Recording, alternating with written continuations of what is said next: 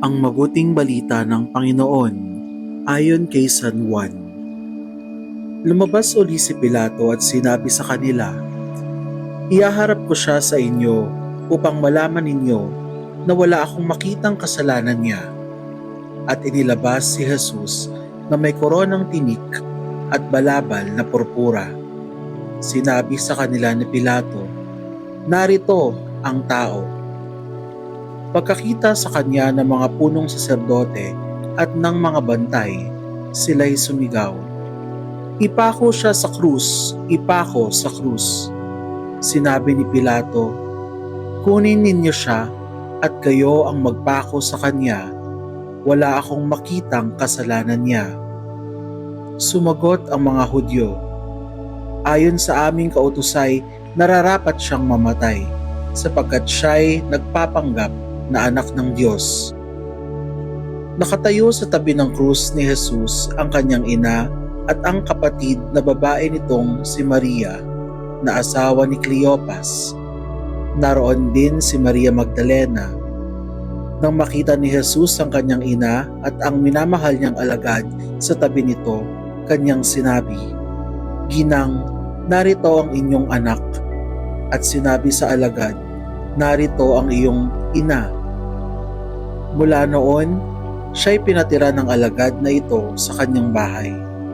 Pagkatapos nito, alam ni Jesus na naganap na ang lahat ng bagay, at bilang katuparan sa kasulatan ay sinabi niya, "Nauuhaw ako."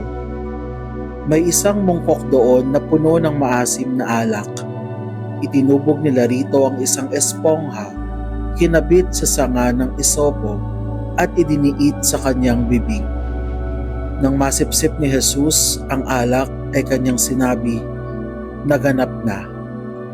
Iniyukayok niya ang kanyang ulo at nalagot ang kanyang hininga. Ang mabuting balita ng Panginoon. Pinupuri ka namin, Panginoong Hesukristo. Narito ang tao.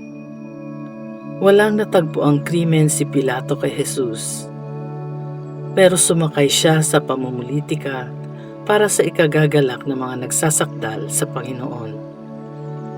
Ipinahagupit si Jesus sa mga sundalo. Pinaglaruan pa siya ng mga ito. Kinoronahan ng tinig, binalabalan ng kapang panghari, tinuya at sinampal. Saka siya muling iniharap sa mga Hudyo. Narito ang tao, ang Diyos na yumakap sa ating pagkatao, pinarusahan kahit walang kasalanan.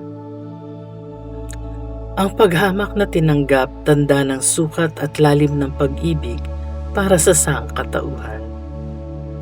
Narito ang tao, ang siyang tumatanggap ng parusang dapat igawad sa lahat ng kasinungalingan, pagmamataas, pagkamakasarili, panlilinlang sa kapwa, panggigipit sa maliliit, pag-uusig sa mga kalaban, pagkagumon sa kapangyarihan at kayamanan. Narito ang tao, papasukin niya ang katapusan ng buhay ng tao.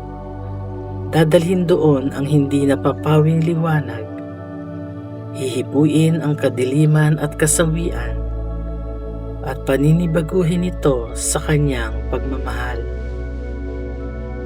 Narito ang tao, larawan ng hamak na pag-iral ng kanyang mga nilalang sa mundo, hinahagupit ng bawat kasalanan, niyuyurakan ng bawat maling pagpili at desisyon sa buhay.